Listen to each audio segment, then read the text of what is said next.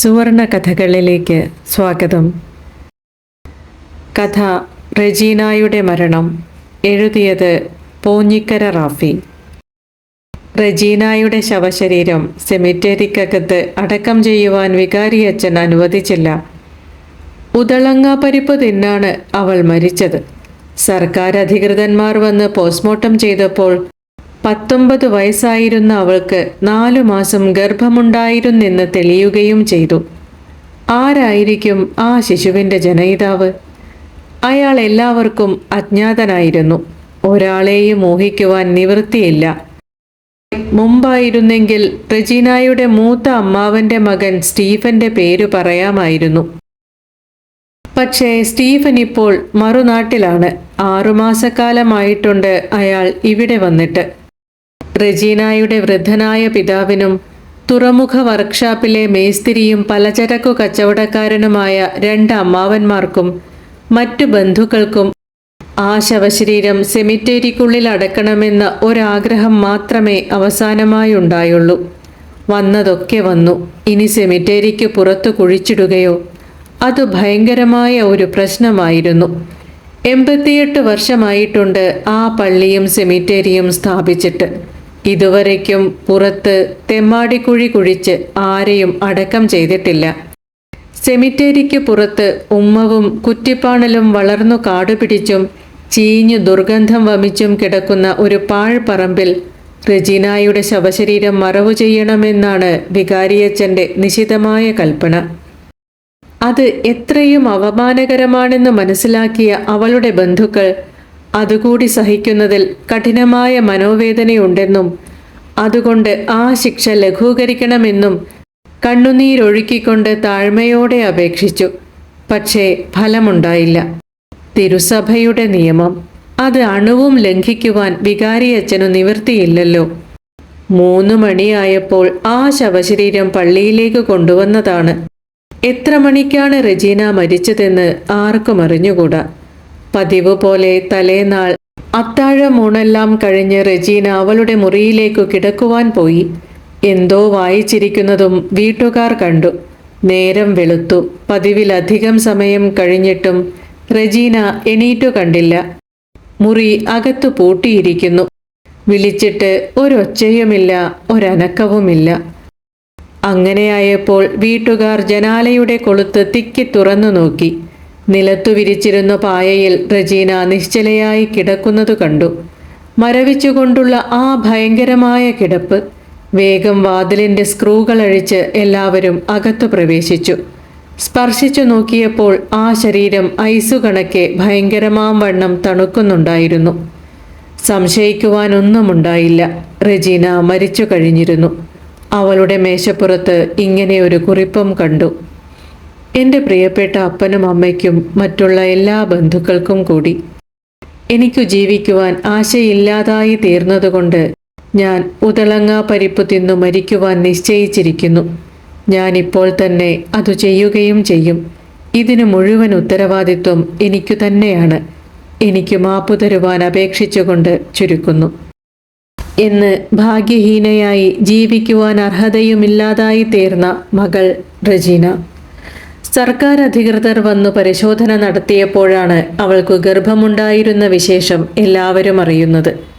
4 മാസം. ആരായിരിക്കും അതിനുത്തരവാദി? അവളുടെ മൂത്ത അമ്മാവൻ്റെ മകൻ സ്റ്റീഫനോട് മാത്രമേ അവൾ സംസാരിക്കാറുണ്ടായിരുന്നുള്ളൂ. ഇപ്പോൾ 6 മാസം കഴിഞ്ഞിട്ടുണ്ട് മറുനാട്ടിൽ താമസിച്ച് ജോലി ചെയ്യുന്ന സ്റ്റീഫൻ ഇങ്ങോട്ട് വന്നിട്ട്. റെജീനയ്ക്ക് 4 മാസമേ ഗർഭമായിട്ടുള്ളൂ. 2 വർഷത്തിനു മുൻപ് അവൾ പഠിച്ചുകൊണ്ടിരുന്നപ്പോഴായിരുന്നെങ്കിൽ മറ്റു വല്ലവരെയും സംശയിക്കാമായിരുന്നു. പക്ഷേ ഇപ്പോൾ വീട്ടിൽ നിന്നെങ്ങും പുറത്തു പോകാതെ ജീവിച്ചു കൊണ്ടിരുന്നപ്പോൾ അമ്മാവന്മാരുടെ വീടുകളിലും പള്ളിയിലും മാത്രമേ അവൾ പോകുകയുണ്ടായിരുന്നുള്ളൂ. ആരാണ് അവളുടെ ഉദരത്തിലുണ്ടായിരുന്ന ആ ശിശുവിൻ്റെ ഉടമസ്ഥനെന്ന് ആർക്കും ഒരു തീരുമാനം പുറപ്പെടുവിക്കാൻ സാധിച്ചില്ല. അങ്ങനെ പോസ്റ്റ്മോർട്ടം ചെയ്തു കഴിഞ്ഞു. 3 മണിയായപ്പോഴേക്കും റെജീനായുടെ മൃതശരീരം പള്ളിയിലേക്ക് കൊണ്ടുവന്നു. സെമിത്തേരിക്കകത്ത് അടക്കം ചെയ്യുവാൻ പാടില്ലെന്ന് വികാരിയച്ഛൻ കൽപ്പന പുറപ്പെടുവിച്ചു. ആത്മഹത്യ ചെയ്തത് ഒരു പാപം. വിവാഹം ചെയ്യാതെ ഗർഭം ധരിച്ചത് മറ്റൊരു പാപം. ദൈവപ്രമാണങ്ങളെ കഠിനമായി ലംഘിച്ചിരിക്കുന്നു. അതിനുള്ള ആ ഭീകരമായ ശിക്ഷ തിരുസഭയുടെ നിയമം വികാരിയച്ഛനു ലംഘിക്കാനാവുമോ? മണി 4 4:30. റെജീനായുടെ ശവശരീരം പള്ളിയുടെ വട്ടക്കല്ലിൽ തന്നെ വച്ചുകൊണ്ടിരിക്കുകയാണ്. അനവധി ആളുകൾ വന്നുകൂടിയിട്ടുമുണ്ട്. റെജീനായുടെ ബന്ധുക്കൾ കുഴങ്ങി. ഒടുവിൽ റെജീനായുടെ ഇളയ അമ്മാവൻ പറഞ്ഞു, നമുക്ക് അരമനയിൽ ചെന്നു മെത്രാനെ ഈ വിവരമറിയിക്കണം. അങ്ങനെയെങ്കിലും ഇതിനൊരു മാറ്റമുണ്ടാക്കുവാൻ സാധിക്കുമോ എന്നൊന്ന് നോക്കണ്ടേ. ആ അഭിപ്രായത്തോടെ എല്ലാവരും യോജിച്ചു. ഉടനെ 2 പേർ അരമനയിലേക്കു യാത്രയായി. 7 മണിയായപ്പോഴേക്കും അരമനയിൽ പോയിരുന്നവർ തിരിച്ചെത്തി. ആശ്വാസപ്രദമായ ഒരു മറുപടിയായിരുന്നില്ല അരമനയിൽ നിന്നു ലഭിച്ചത്. വികാരിയച്ഛൻ നേരത്തെ പറഞ്ഞതു തന്നെ. അതറിഞ്ഞ വികാരിയച്ഛൻ വന്നു പറഞ്ഞു, ഞാൻ നേരത്തെ തന്നെ പറഞ്ഞില്ലേ സെമിത്തേരിക്കകത്ത് കുഴിച്ചിടുവാൻ സാധിക്കയില്ലെന്ന്.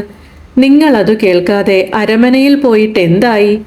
ഇതെല്ലാം എൻ്റെ സ്വന്തം കൽപ്പനകളാണെന്നാണോ വിചാരിച്ചത്? തിരുസഭയുടെ നിയമങ്ങളൊന്നും ഒരു കാലത്തും ഒരാൾക്കും ലംഘിക്കുവാൻ പാടില്ലെന്ന് പറഞ്ഞാൽ കേൾക്കുകയില്ല. ഞങ്ങളൊക്കെ ഒന്നും പഠിക്കാതെ ചുമ്മാ വന്നിരിക്കുകയാണെന്നാണ് എല്ലാവരുടെയും വിചാരമെന്ന് തോന്നുന്നു. അല്ലെങ്കിൽ ഞാൻ പറഞ്ഞപ്പോൾ തന്നെ അതനുസരിച്ചിരുന്നെങ്കിൽ എല്ലാം കഴിഞ്ഞ് 4 മണിക്ക് പോകാമായിരുന്നില്ലേ? വൈദികരായ ഞങ്ങൾ പറയുന്നത് ഞങ്ങളുടെ സ്വന്തം വാക്കുകളല്ല, ദൈവത്തിൻ്റെയും തിരുസഭയുടെയും നിയമങ്ങളാണ്. അങ്ങനെ റെജീനായുടെ ബന്ധുക്കൾ പരാജിതരായി തീർന്നു. അവർ മൂകരായി അന്യോന്യം നോക്കി നിന്നു. ഏതാനും നിമിഷങ്ങൾ മുന്നോട്ടു പോയി. ആർക്കുമൊന്നും പറയുവാനുണ്ടായില്ല. ആ നിശബ്ദരോദനങ്ങൾ. ഒടുവിൽ അടുത്തുള്ള ഒരു വീട്ടിൽ നിന്ന് ഒരു വിളക്ക് മേടിച്ചു കൊണ്ടുവന്ന് 3-4 പേർ പോയി കുഴിവെട്ടുവാൻ തുടങ്ങി. സെമിത്തേരിക്കകത്തല്ല, പുറത്ത് ഉമ്മവും കുറ്റിപ്പാണലും വളർന്നു കാടുപിടിച്ചു കിടക്കുന്ന ആ പാഴ്പറമ്പിൽ തന്നെയാണ്. സമയം 7:30-8 കുഴി വെട്ടിത്തീർന്നു. പള്ളിവട്ടക്കല്ലിൽ നിന്ന് ശവപ്പെട്ടി അങ്ങോട്ട് ആനയിക്കപ്പെട്ടു. പണം കൊടുത്തിരുന്നതുകൊണ്ട് വികാരിയച്ഛൻ വന്ന് കുഴിയും ശവവും വെഞ്ചരിച്ചു, ശുദ്ധീകരിച്ചു. അങ്ങനെ പരിശുദ്ധമായ ആ ശവപ്പെട്ടി കുഴിയിലേക്കിറക്കി. ആദ്യത്തെ മണ്ണ് അതിന്മേലിട്ടുകൊണ്ട് വികാരിയച്ഛൻ പോകുകയും ചെയ്തു. തുടർന്ന് എല്ലാവരും ഓരോ കൈ മണ്ണ് വാരിയിട്ടു. റെജീനായുടെ പിതാവ് ഒരു കുഞ്ഞിനെ പോലെ തേങ്ങി കരഞ്ഞു. അപ്പോൾ അമ്മാവന്മാർക്കും കഠിനമായ സങ്കടം കൊണ്ട് കരച്ചിൽ വന്നു. തൂമ്പാക്കാരൻ പിടിപിടിയിന്ന് കുഴിയിലേക്ക് മണ്ണ് വെട്ടിയിട്ടു. മൺകട്ടകൾ പൊട്ടി പുറത്തു വീണ് ഖരഖരെ ശബ്ദമുണ്ടാക്കി. ഏതാനും നിമിഷം മാത്രം നീങ്ങി. പെട്ടെന്ന് വെളുത്ത വസ്ത്രങ്ങൾ അണിഞ്ഞ ഒരാളുടെ ആവിർഭാവം എല്ലാവരെയും ആകർഷിച്ചു. ആ ചിമ്മിനി വിളക്കിൻ്റെ വെളിച്ചത്തിൽ ആളെ തിരിച്ചറിഞ്ഞു. സ്റ്റീഫൻ. വിയർത്തൊഴുകിയിരുന്ന അയാൾ ശക്തിയായി കിതയ്ക്കുന്നുമുണ്ടായിരുന്നു. ആവേശപൂർവം അയാൾ റെജീനായെ വിഴുങ്ങിയ ആ കുഴിയിലേക്ക് നോക്കി. വിളക്കുകാരൻ വിളക്കുയർത്തി കുഴിയുടെ നേർക്കു കാണിച്ചു. പക്ഷേ ആ കറുത്ത പെട്ടിയുടെ അരികിൽ പിടിപ്പിച്ചിരുന്ന വെളുത്ത റേന്തയോ നടുക്കുണ്ടായിരുന്ന കുരിശോ ഒന്നും ലേശം പോലും കാണാമായിരുന്നില്ല. എല്ലാം മണ്ണ് വീണ് മൂടിപ്പോയിരുന്നു. സ്റ്റീഫന്റെ കണ്ണുകളിൽ നിന്ന് കണ്ണീർ ധാരധാരയായി ഒഴുകി. ഏങ്ങി കരയുന്നതിനിടയിൽ റെജീനായുടെ പിതാവ് അതുവരെ നടന്ന സംഭവങ്ങൾ ഒരു വിധത്തിൽ സ്റ്റീഫനെ അറിയിച്ചു. ദൈവത്തിൻ്റെ പ്രതിനിധികൾ. വികാരവിഭ്രാന്തനായി വിറച്ചുകൊണ്ട് സ്റ്റീഫൻ ഗർജിച്ചു. ദ്രോഹികൾ. ഈ ദ്രോഹികളെയെല്ലാം. കിതപ്പുകൊണ്ട് സ്റ്റീഫന് പൂർണ്ണമാക്കുവാൻ കഴിഞ്ഞില്ല. എല്ലാവരും അയാളെ മിഴിച്ചു നോക്കി. നിറഞ്ഞൊഴുകുന്ന ആ കണ്ണുകൾ ജ്വലിക്കുന്നതുപോലെ തോന്നി. സ്റ്റീഫൻ കീശയിൽ നിന്ന് ഒരു കവർ എടുത്തു. ഒരു പൊട്ടിച്ച കവർ. സ്റ്റീഫന്റെ കണ്ണുകളിൽ നിന്ന് കണ്ണുനീർ ഇറ്റിറ്റായി വീണു. ഭയങ്കരമായ വേഗതയിലുള്ള ശ്വാസോച്ഛ്വാസങ്ങൾ. റെജീനായുടെ കത്ത്. വികാരാഗ്നിയിലിരുന്ന സ്റ്റീഫൻ സർവ്വതും വിസ്മരിച്ചുകൊണ്ട് പറഞ്ഞു, ഇതെനിക്ക് ഇന്നു കിട്ടിയേ ഉള്ളൂ. അത്ഭുത പാരവശ്യ സമ്മിശ്രമായ ജിജ്ഞാസയോടെ എല്ലാവരും സ്റ്റീഫന്റെ നേർക്കു നോക്കി. ആ മൗനത്തിൽ കത്തുവായിക്കുവാനുള്ള തീവ്രമായ ആഗ്രഹം ദർശിച്ച സ്റ്റീഫൻ ആവേശഭരിതനായി വായിച്ചു. എൻ്റെ പ്രിയപ്പെട്ട ചേട്ടാ, ഈ കത്തെഴുതുവാൻ തുടങ്ങേണ്ടത് എങ്ങനെയാണെന്ന് ഞാൻ വളരെയധികം നേരം ആലോചിച്ചിരുന്നു. എന്തെന്നാൽ ഇതെൻ്റെ അവസാനത്തെ കത്താണ്. എനിക്കറിയാം, ഈ കത്തു ചേട്ടന് കിട്ടുന്നതിനു മുൻപ് ഞാൻ മരിച്ചു കഴിഞ്ഞിരിക്കുമെന്ന്. ഞാൻ സ്വയം മരിക്കും. അതുകൊണ്ട് തന്നെയാണ് ഞാൻ ഈ കത്തെഴുതുന്നതു തന്നെ. ഇതെഴുതിക്കഴിഞ്ഞാലുടൻ ഞാൻ തന്നെ അഞ്ചൽ പെട്ടിയിലിടും.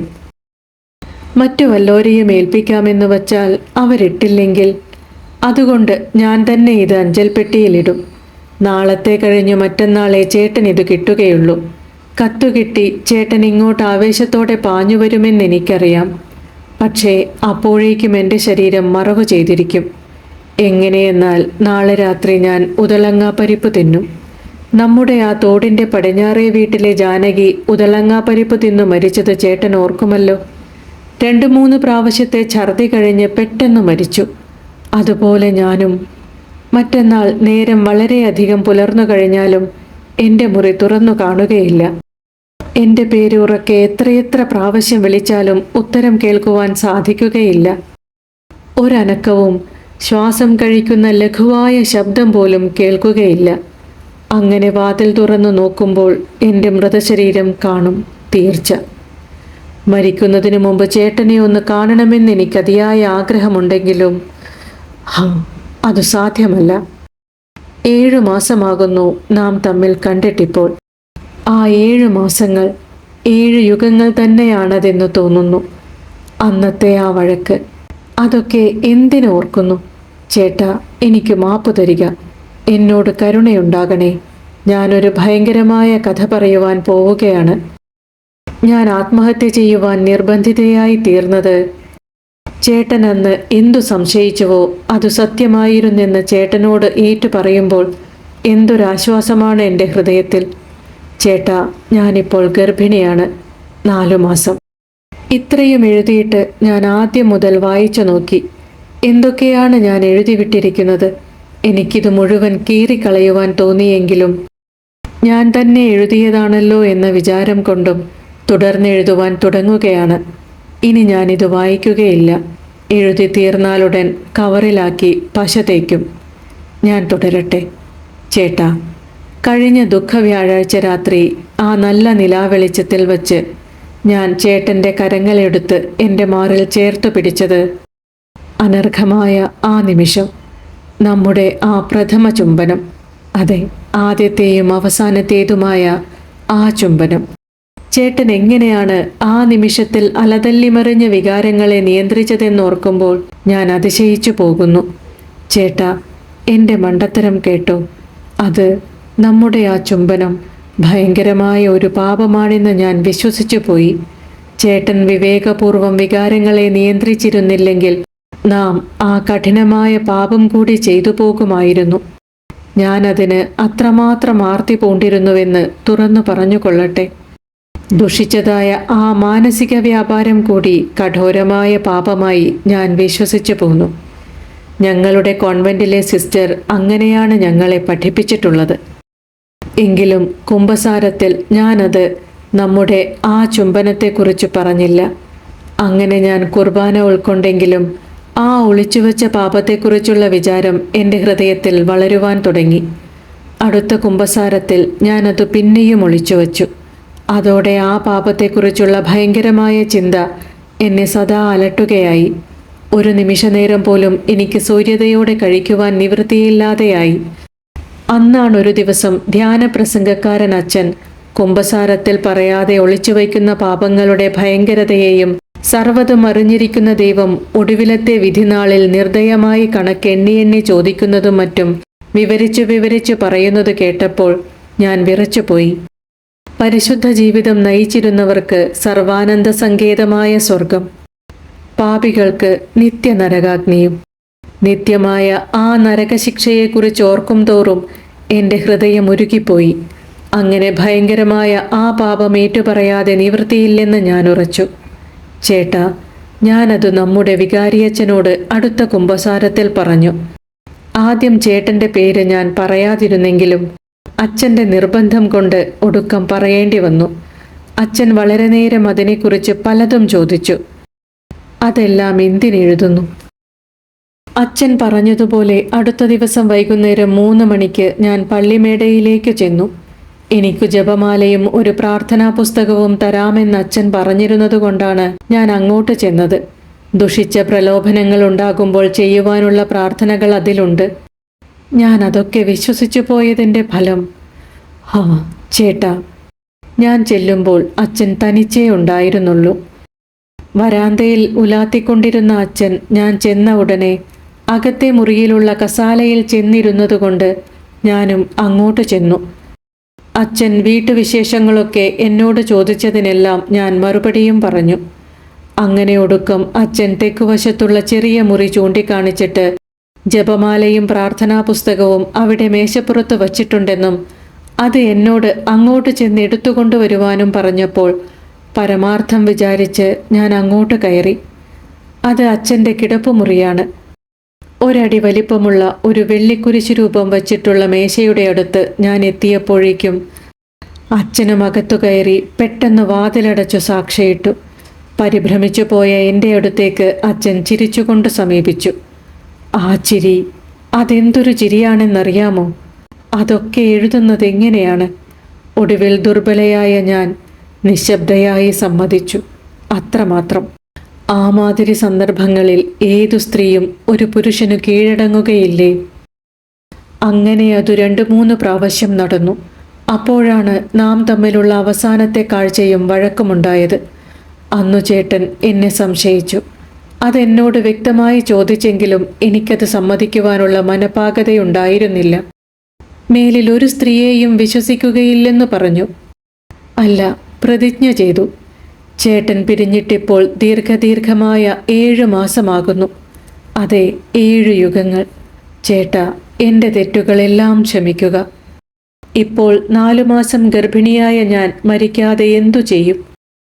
ഞാൻ ഈ വിവരവും 2 മാസം മുമ്പ് അച്ഛനോട് പറഞ്ഞതുകൊണ്ടായിരിക്കണം 3 ആഴ്ച മുമ്പ് അപ്പനെ വിളിപ്പിച്ച് ഒരു വിവാഹകാര്യം അച്ഛനുണ്ടാക്കിയിരിക്കുന്നു. ആ വിവാഹം നടക്കുന്നത് ഭീകരമല്ലേ? ഏതോ ഒരു നിരപരാധിയുടെ ജീവിതത്തിൽ കരുതേക്കുവാൻ? ഇല്ല, ഞാനത് ചെയ്യുകയില്ല. ആ നശിച്ച ജീവിതത്തേക്കാൾ നല്ലത് മരണമല്ലേ? നശിപ്പിക്കുന്നതാണ് ആ ജീവിതം. മരണം.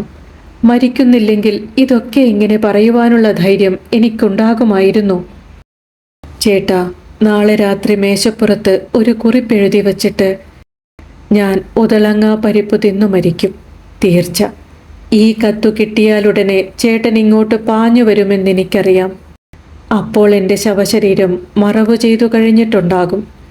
അവസാനമായി ഒരിക്കൽ കൂടി മാപ്പപേക്ഷിച്ചുകൊണ്ട് ഞാൻ ഈ കത്തു ചുരുക്കുന്നു എന്ന് ചേട്ടൻ്റെ ദുർഭാഗ്യവതിയായ അനുജത്തി റെജീന. സ്റ്റീഫൻ കത്ത് വായിച്ചു തീർന്നു.